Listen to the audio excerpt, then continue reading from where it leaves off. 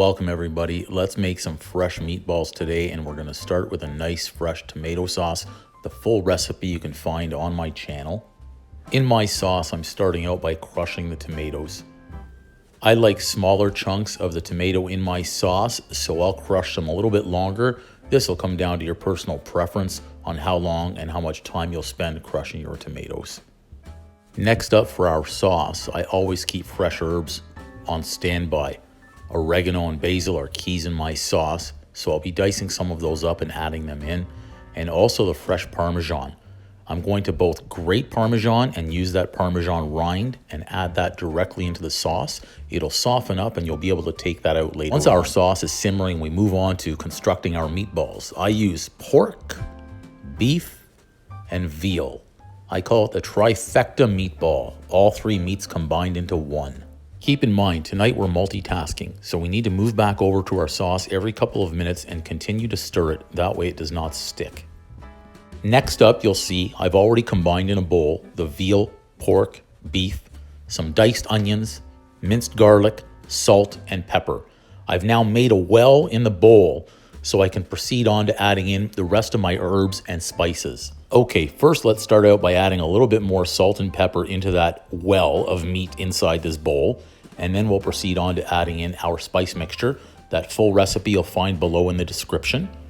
I'm now adding in my chopped herbs. I've got some basil and oregano, and then we'll move on and we'll add in 2 whole eggs. If you have any shells, just reach right in and remove those. We don't want crunchy meatballs tonight.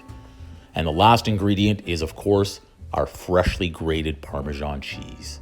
Once you've added everything into that well of meat, you're going to proceed to combine everything really well. And that's the benefit of using a well. It's going to allow us to mix everything in much easier and make sure all of that meat is combined with all of those great flavors and the great Parmesan cheese. A little tip here, add a few drops of olive oil to your hands. It's going to help reduce the amount of sticking while you're manufacturing your meatballs. Okay, let's get in there and mix everything up. Now you can determine the size that you'd like for your meatballs. I've been to restaurants where they serve one larger meatball. I've been to restaurants where they serve smaller meatballs. Choose your size and how you want to present them tonight. Slowly transfer all of the meatballs into that sauce that is now simmering, but do it one at a time so we don't damage these meatballs. Lower them down into the base of that sauce. Nice.